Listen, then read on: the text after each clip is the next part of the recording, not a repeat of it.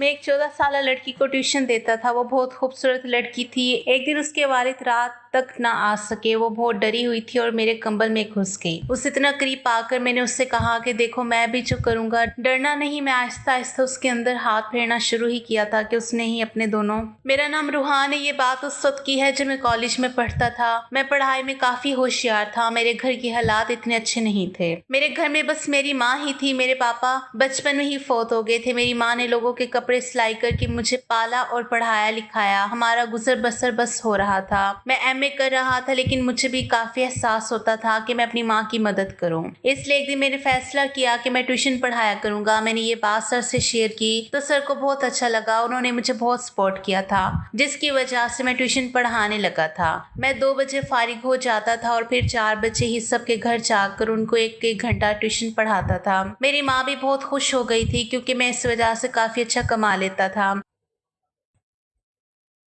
दिन गुजरने लगे थे। एक दिन मेरे सर ने मुझसे कहा, बेटा, मेरी एक ही बेटी है जो 11वीं क्लास में पढ़ती है। अगर तुम इससे पढ़ा दोगे तो मैं तुम्हारा एहसान मानूंगा। मैं भी हैरान हुआ था क्योंकि वो तो खुद एक टीचर थे। वो भी अपनी बेटी को खुद पढ़ा सकते थे, लेकिन उन्होंने कहा मेरी बेटी बहुत शरारती है, मुझसे नहीं पढ़ती। अगर तुम मेरी बेटी को पढ़ा दोगे तो मैं तुम्हें काफी अच्छे पैसे दिया करूंगा। उनकी बात सुनकर मैं भी खुश हो गया था क्योंकि मैं जानता था कि सर काफी अमीर है। वो प्रोफेसर थे और अपने एक ऑनलाइन बिजनेस भी करते थे, जिसकी वजह से वो मुझे काफी अच्छी फीस दे सकते थे। इसलिए मैं ट्यूशन पढ़ाने के लिए राजी हो गया था। मैंने कहा, ठीक है सर, 2-3 दिन में मैं आपके घर आ जाऊंगा। लेकिन सर ने उसी रोज कहा, बेटा, तुम आज ही से आ जाना। जैसे ही मेरी छुट्टी हुई, मैं सर के साथ उनके घर चला गया। उन्होंने मुझे बिठाया और कहा, मैं भी अपनी बेटी को भेजता हूँ। मैंने 3-4 मिनट इंतजार किया। कुछ देर बाद उनकी बेटी जैसे ही कमरे में आई, उसे देखकर मैं हैरान हो गया था क्योंकि वो बहुत ही खूबसूरत थी। मुझे अपनी आंखों पर यकीन नहीं आ रहा था कि जो मेरे सामने बैठी हुई थी वो कोई लड़की है या कोई अप्सरा। वो मेरे सामने आकर बैठ गई। इससे पहले मैं लड़कियों से बात नहीं करता था क्योंकि मैं थोड़ा शर्मीला टाइप का लड़का था। मेरी माँ ने मेरी परवरिश बहुत अच्छी की थी। मेरी कोई बहन नहीं थी, मैं अकेला ही था। इसी वजह से मैं काफी एहतराम से उस लड़की से बात कर रहा था। कुछ देर में उससे पढ़ाता रहा। उसके बाद मैंने उससे कहा, आज के लिए इतना ही काफी है। ये कहकर मैं घर चला गया। लेकिन मेरा दिमाग अभी भी इसी लड़की के बारे में सोच रहा था। उस लड़की का नाम तानिया था। तानिया बहुत ही खूबसूरत थी। तानिया मुझे काफी सीरियस तबीयत की लग रही थी। दिखने से नहीं लग रहा था कि वो शरारती भी हो सकती है, पर अगले दिन मैं हैरान हो गया क्योंकि मैं बगैर बताए उसके घर चला गया था। जब मैंने तानिया को घर की छोटी ड्रेस में देखा तो मैंने जल्दी से अपनी आंखें झुका ली। वो अपने दोस्तों के साथ खेल रही थी। मैंने उसे बस एक ही नजर देखा था, लेकिन उसने जैसे ही मुझे देखा, जल्दी से अंदर चली गई। कुछ ही देर बाद वो मेरे पास पढ़ने के लिए आई। अब उसने थोड़ी लंबी टी शर्ट डाल रखी थी। इससे पहले उसने बहुत ही छोटा ड्रेस पहन रखा था। उसने कहा, कल मेरा टेस्ट है। मैंने उसे टेस्ट की तैयारी करवाई और उसे वार्न किया कि तुमने इस टेस्ट में बहुत अच्छे नंबर लाने हैं क्योंकि मैंने तुम्हें बहुत अच्छी तैयारी कराई है। मेरी बात पर उसने कहा, सर, मुझे फिजिक्स बहुत मुश्किल लगती है। अच्छे नंबर तो नहीं ला सकती, लेकिन पास हो जाऊंगी। उसकी बात पर मैं हैरान हो गया था, मगर इससे पहले कि वो रो दे, मैंने उससे कहा, चलो ठीक है, लेकिन अगर तुम फेल हो गई तो। फिर वो कहने लगी, फिर सर आप मुझे जो भी सजा दे मुझे मंजूर है। उसकी बात पर मैं शरारती अंदाज में मुस्कुराने लगा था। मैंने कहा, ठीक है, अगर तुम फेल हुई तो मैं तुम्हें सजा दूंगा। अब मैं उसका इंतजार करने लगा कि कब वो टेस्ट में फेल हो और मैं उसे कोई सजा दे सकूं। न जाने क्यों मुझे तानिया को तंग करने में बहुत मजा आने लगा था। फिर अगले दिन अल्लाह ने मेरी सुन ली और वो टेस्ट में फेल हो गई थी। मेरा दिल खुशी से उछल गया था, लेकिन मैंने बनावटी गुस्सा अपने चेहरे पर सजाया और तानिया से कहने लगा, ये तुमने क्या कर दिया? मैंने तुम्हें इतनी अच्छी तैयारी करवाई थी, लेकिन तुम टेस्ट में फेल हो गई हो। वो कहने लगी, सर, मुझे जो भी सजा दे मुझे मंजूर है, पर मैं क्या करती, मुझे पढ़ाया वह सब कुछ भूल गया था। मुझे फिजिक्स बहुत मुश्किल लगती है। वो बहुत मासूमियत से मुझसे कह रही थी। मैंने कहा, मैंने तुमसे कल क्या कहा था? वो कहने लगी, आपने यही कहा था कि अगर मैंने टेस्ट अच्छा नहीं दिया और फेल हो गई तो आप मुझे सजा देंगे। मैंने उससे कहा, ठीक है, फिर क्या सजा चाहिए? वो कहने लगी, अब मुझे जो भी सजा दें मुझे मंजूर है। उसकी मासूमियत से मेरा दिल बहकने लगा था। मैंने एक नजर उस पर डाली। हम दोनों के अलावा कोई भी मौजूद नहीं था। मेरे साथ इतनी खूबसूरत लड़की मौजूद थी और उसकी खूबसूरती को देखकर मेरा दिल बहकने लगा था। अजीब हालत हो रही थी, मेरे ऊपर शैतान सवार हो गया था। मैंने उससे धीरे से कहा, तो फिर ठीक है, मेरे पास आओ, मैं तुम्हें सजा देना चाहता हूँ। तानिया बहुत मासूम थी, वो मेरी बात मान गई और मेरे पास आकर बैठ गई थी। मैंने उससे पूछा, तुम कितने साल के हो? वो कहने लगी, मैं तो 18 साल की हूँ। वो 18 साल की थी और मैं 24 साल का था। मैंने उससे कहा, मैं तुम्हें कोई भी सजा दूंगा, तो क्या तुम अपने घर वालों को वो सजा बता दोगी? वो कहने लगी, नहीं सर, मैं आपकी सजा नहीं बताऊंगी। अगर ऐसा किया तो पापा मुझ पर गुस्सा होंगे, क्योंकि मैं आपके पढ़ाने के बावजूद अपनी पढ़ाई पर ध्यान नहीं दिया, इसलिए मैं सजा किसी को भी नहीं बताऊंगी। मैं खामोश हो गया था। उसके गुलाबी होंठों को देखकर मेरा दिल चाहा कि उसे बाहों में भरकर प्यार कर लूं, लेकिन मेरा दिल ये कहने से इंकार कर रहा था। कहीं ना कहीं मेरी माँ की दी हुई अच्छी परवरिश ने मुझे रोक लिया था। इसलिए मैंने फैसला कर लिया और उससे कहा कि नहीं, मैं आज तुम्हें सजा नहीं दूंगा, लेकिन अगर आइंदा तुमने किसी भी टेस्ट में इस तरह की कोई भी गलती की और फेल हो गई तो मैं तुम्हें जरूर सजा दूंगा। चलो आज माफ कर देता हूँ। तो वो खुश हो गई थी और मैं वापस उसे पढ़ाने लगा था। एक दिन मैं कॉलेज में ही था जब सर मेरे पास आए और कहने लगे, बेटा मुझे तुमसे कोई बात करनी है। मैंने सर से कहा, सर मैं क्लास ले लेता हूँ, उसके बाद आराम से आपके पास आ जाऊंगा। आपने मुझे जो भी कहना हो मुझसे कह दीजिएगा। इस तरह मैं क्लास के बाद सर के पास गया तो सर बिजी थे। कुछ देर बाद ही मैं अंदर गया। सर कहने लगे, बेटा बैठो, मैंने तुमसे तानिया के बारे में बात करनी है। ये सुनकर मैं चौंक गया कि अचानक उन्हें क्या बात करनी है, लेकिन सर कहने लगे, बेटा मैं चाहता हूँ कि तानिया तुम्हारे घर चली जाए। उनकी ये बात सुनकर मैं हैरान हो गया कि आखिर वो ऐसा क्यों चाहते हैं। सर कहने लगे, बेटा मैं तुम पर भरोसा करता हूँ, तुम बहुत अच्छे लड़के हो, इसलिए चाहता हूँ कि मेरी बेटी तुम्हारे पास ही रहे, क्योंकि मुझे किसी काम के लिए बाहर जाना है, लेकिन शहर में मेरा कोई नहीं है जिसके पास छोड़कर जाऊं, और वैसे भी इसके टेस्ट हो रहे हैं। मैंने यही सोचा कि तुम इसे पढ़ाते भी हो, इसलिए तुम्हारे घर तुम्हारी माँ इसका ख्याल रख लेगी। मैंने सर की बात सुनी तो मैं हैरत में डूब गया कि मैं क्या फैसला करूं, लेकिन मैंने सर को कहा, सर कोई बात नहीं, मैं आपकी बेटी को अपने घर पर ही पढ़ा दूंगा। लेकिन अंदर से मेरा दिल कहीं ज्यादा परेशान हो रहा था, क्योंकि मैंने बहुत मुश्किल फैसला लिया था कि ऐसा कैसे हो सकता है कि मैं तानिया को अपने ही घर में देकर कैसे संभाल सकता हूँ। इतनी खूबसूरत लड़की मेरे पास मेरे साथ रहने वाली थी, लेकिन फिर मैंने माँ का सोचा कि वो तो घर पर ही मौजूद होगी, मैं उसे अपनी माँ के पास सुला दिया करूंगा। यही सोचकर मैंने सर को हाँ कर दी थी। फिर सर मुझे अपने साथ अपने घर ले गए। सर ने शायद तानिया को फोन करके तैयार रहने के लिए कह दिया था। उसके साथ एक छोटा सा बैग भी था। तानिया काफी उदास थी। सर उसे समझाने लगे, बेटा देखो, अपने टीचर को तंग नहीं करना है, अब ये आपको पढ़ाएंगे और इनकी माँ तुम्हारा ख्याल रखेगी। मैं इन पर भरोसा कर रहा हूँ। तुम शरारती हो, मुझे डर है कि कहीं तुम रोहान को तंग ना करो और वो तुम्हें डांट ना दे। तुम इसे तंग मत करना और वो जैसे पढ़ाए वैसे ही पढ़ना, वही करना जो तुम्हारे सर कहें। तानिया कहने लगी, ठीक है पापा, मैं सर को शिकायत का मौका कभी नहीं दूंगी और सर को तंग भी नहीं करूंगी। इस तरह मैं तानिया को अपने घर लेकर चला गया था। कोई गाड़ी तो थी नहीं, मैं मोटरसाइकिल पर था, इसलिए तानिया को अपने पीछे बिठाया और उसका बैग सामने रख दिया था। वो काफी आराम से बैठ गई थी। उसने एक हाथ मेरे कंधे पर रख दिया था। मेरा दिल धड़कने लगा था। मैं जितना चाहता कि उस लड़की को खुद से दूर रखूं, मेरा दिल उसकी तरफ खींचने लगा था, लेकिन मैंने खुद पर काबू पाया और उसे अपने घर लेकर गया था। माँ ने उसे देखा तो बेहद हैरान हो गई थी। मैंने माँ को सारी बात बता दी थी। माँ कहने लगी, इधर आओ बेटा, मुझे तुमसे कोई बात करनी है। मैं माँ के रूम में गया तो माँ कहने लगी, बेटा तुमने ये क्या कर दिया? तुम जानते हो ना कि तुम्हारी कजन की शादी है, मुझे वहां भी जाना है। वो शादी दूसरे शहर में है, मैं 3-4 दिन बाद ही आऊंगी और अब तुम इसको लेकर आ गए। अब ये अकेली कैसे रहेगी? माँ की बात सुनकर मेरे दिमाग में आया कि मैं तो भूल ही गया था कि इन्हें एक शादी पर जाना था। अब मैं क्या करता? मुझे काफी अजीब लग रहा था, लेकिन मैंने खुद को समझाया। माँ से कहने लगा, अब इस मसले का हल क्या निकालेंगे? अब ऐसा तो नहीं कर सकते कि तानिया को वापस भेज दूं, क्योंकि तानिया के पापा चले गए हैं। अब अगर मैं सर को इनकार किया तो अब उन्हें अच्छा भी नहीं लगेगा। इसलिए ऐसा करते हैं कि आप शहर चली जाएं, मैं तानिया को संभाल लूंगा। वो बहुत अच्छी बच्ची है, मुझे कोई दिक्कत नहीं होगी। माँ कहने लगी, नहीं नहीं, ऐसा नहीं कर सकते, मोहल्ले के लोग बातें बनाएंगे। मुझे गुस्सा आ गया। मैंने कहा, माँ आप मोहल्ले वालों की बातों पर कब यकीन करने लगी है? आपको पता है ना कि मेरी नीयत क्या है, कि आपको अपनी बेटे पर भरोसा नहीं है। आप आराम से शादी में जाएं, सब कुछ मुझ पर छोड़ दें, अपने बेटे पर छोड़ दें। आपकी परवरिश पर कभी दाग नहीं आने दूंगा। मेरी माँ को मुझ पर पूरा यकीन था और वो मुझ पर भरोसा करते हुए शादी पर चली गई। अब इस घर में मैं था और मेरे साथ तानिया भी थी। वो मुझसे पूछने लगी, सर आपकी माँ कहाँ गई है? मैंने कहा, कहा इन्हें बाहर कुछ काम था, रात तक आ जाएगी। मैंने उससे कुछ भी नहीं बताया और यही कहा कि माँ काम से गई है, वो जल्द ही वापस आ जाएगी। मैं तानिया को पढ़ाने लगा था। मैंने उसे फिजिक्स समझाई थी लेकिन उसे समझ नहीं आती थी। वो कहने लगी सर स्कूल की कल छुट्टी है, मुझे स्कूल नहीं जाना है, इसलिए बाकी का आप कल पढ़ा देना।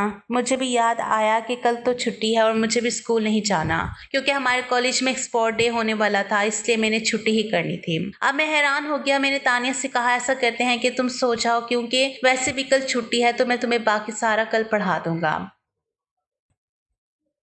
तानिया कहने लगी ठीक है सर। मैंने उसे रूम का रास्ता दिखाया तो वो वहां से चली गई, लेकिन फिर अचानक उसे मेरी माँ का ख्याल आया। वो कहने लगी सर आपकी माँ अभी तक नहीं आई है, वो कहाँ है। मैंने उसे बहाना बनाया और कह दिया कि माँ रात को आ जाएगी, वो जल्दी ही आ जाएगी। उसे मेरी बात पर यकीन हो गया था लेकिन अंदर से मैं भी परेशान हो गया था क्योंकि अब मुझे लगने लगा था कि मुझे ऐसा नहीं करना चाहिए था, मुझे उसे झूठ नहीं बोलना चाहिए था, लेकिन मैं मजबूर था। मैं नहीं चाहता था कि तानिया को पता चले कि इस घर में हम दोनों अकेले हैं और उसके दिल में मेरे लिए बदगुमानी पैदा हो जाए। वो अपने रूम में जाकर लेट गई तो मैं भी अपने रूम में आ गया था। मैं गहरी नींद में था कि तभी मुझे ऐसा लगा जैसे अचानक रात को मेरे रूम का दरवाजा खुल गया हो। मुझे ऐसा महसूस हुआ जैसे कोई मेरे बिस्तर पर आकर लेट गया हो। ये देखकर तो मेरे होश उड़ गए थे। अचानक मुझे तानिया का ख्याल आया। मैंने जल्दी से अपने रूम में मौजूदा हल्की लाइट ऑन कर दी, लेकिन जैसे ही मेरी नजर तानिया पर गई मैं हैरान रह गया था। मेरे बिस्तर पर तानिया लेटी हुई थी।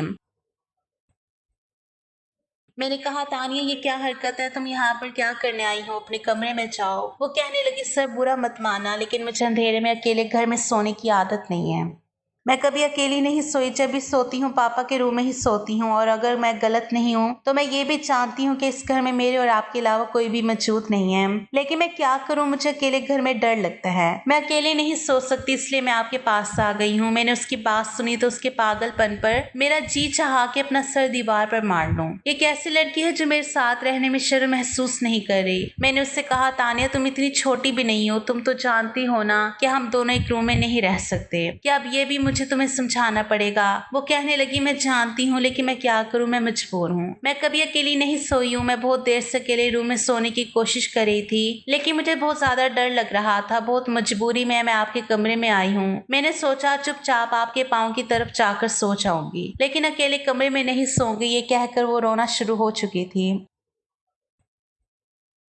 उसकी आवाज मुझे अंदर तक बेचैन कर रही थी। मैंने जल्दी से कहा अच्छा चुप हो जाओ, मैं कोई हल निकाल लेता हूँ, लेकिन मुझे कोई हल नजर नहीं आ रहा था। इसलिए मैंने फैसला किया कि ये कंबल निकाल कर उसकी जगह अपने बेड के पास साइड पर बना दिया और उससे कहा तुम यहाँ पर सो जाओ, मैं बेड पर सो जाता हूँ। वो कहने लगी जी मुझे बेड पर ही नींद आती है, मुझे नीचे नींद नहीं आती। मजबूरन मैंने उसे अपनी जगह दे दी और वो बेड पर सो गई और मैं नीचे जमीन पर कंबल बिछाकर सो गया था। मैं अंदर ही अंदर खुद को कोस रहा था। मेरे दिमाग में ये बात है कि क्यों नहीं बताया कि माँ शहर से बाहर जा रही है, वो घर पर नहीं होगी, तो मैं कभी भी तानिया को अपने पास ना बुलाता। लेकिन अब तानिया मजे से मीठी नींद सो रही थी जबकि मुझे जमीन पर नींद नहीं आ रही थी। ऊपर से तानिया के सोने का ढंग मुझे और भी डिस्टर्ब कर रहा था। एक तो वो बहुत ही फुल टाइट सूट में थी, ऊपर से कंबल भी नहीं ओढ़ रही थी। पूरा कंबल उतार कर फेंक दिया था और बेड पर फैल कर सोई हुई थी। बार बार मेरी नजर उस पर उठ रही थी और मेरे दिल की धड़कनें भी बेकाबू हो रही थी। मैंने जैसे तैसे खुद पर काबू किया था, लेकिन मैंने सोच लिया था कि अब आगे मुझे क्या करना है। अगले दिन मुझे काफी गुस्सा आ रहा था। तानिया जल्दी उठ गई थी, उसने लाइट ऑन कर दी। मैंने उसे गुस्से से कहा ये क्या हरकत है। मैंने फैसला कर लिया था कि मैं अब उसे डांट कर ही रहूंगा और उसे इतना डांटूंगा कि इसे पता चल जाएगा इसने क्या किया है। मैंने उसे काफी डांटा था, उसे एक टॉपिक बार बार याद कराता था और जब उससे नहीं हो रहा था तो गुस्से में मैंने उसे एक थप्पड़ भी मार दिया था। वो अपना गाल पकड़े हैरत से मुझे देख रही थी। मैंने ये थप्पड़ जानबूझकर मारा था ताकि वो रात को मेरे करीब दोबारा ना आए। मैं नहीं चाहता था कि जिस बात में उभर कर मैं कोई गलत कदम उठा लूं। तानिया भी समझ गई थी। बड़ी बड़ी आंखों में आंसू भरकर कहने लगी ठीक है मैं अब आपको तंग नहीं करूंगी, मैं वापस अपने घर चली जाती हूँ। लेकिन मैं भी मजबूर था, मैं उसे वापस नहीं भेज सकता था। 4 दिन इसी तरह गुजर गए थे। मुझे बहुत बुरा लग रहा था, लेकिन उसके बाद तानिया ने अपने पापा को बता दिया, लेकिन सर ने मुझे कुछ भी नहीं कहा था। वो तो उल्टा शर्मिंदा था और कहने लगी मैं माफी मांगता हूँ, मैं जानता था कि मेरी बेटी शरारती है, वो कोई ऐसी हरकत जरूर कर देगी। मैंने सर से कहा कोई बात नहीं, मैं जानता हूँ कि तानिया छोटी बच्ची है, इसे समझ नहीं थी, इसलिए मैंने भी उसे इजाजत दे दी थी। लेकिन अगले दिन सर ने कह दिया अब तानिया तुमसे नहीं पढ़ेगी। इसके लिए कोई लड़की का इंतज़ाम करूँगा जो उसे पढ़ाया करेगी और तभी वो डर कर पढ़ेगी, इसलिए अब वो मुझसे नहीं पढ़ती थी, लेकिन मेरा गुजर बसर तो फिर भी चल रहा था। मैं धीरे धीरे तानिया को भूल गया था, लेकिन दिल के किसी कोने में वो अभी भी बसी हुई थी। जब मैंने उसे थप्पड़ मारा था और उसकी आंखों में आंसू चमक आए थे, उस पल को याद करता हूँ तो दिल में तेजी होती है। मैं नहीं चाहता था कि मेरी वजह से तानिया की आंखों में आंसू आए, लेकिन मुझे तानिया को थप्पड़ मारना जरूरी थे, वरना वो उम्र के जिस हिस्से में थी कभी भी भाग सकती थी। और मैं अभी इस वक्त उम्र के जिस हिस्से में था, हम दोनों की उम्र नाजुक थी। अगर उस वक्त मैं कुछ गलत कर जाता तो जिंदगी भर खुद से नजर नहीं मिला पाता और ना ही अपनी माँ के सामने नजर उठाकर बात कर पाता।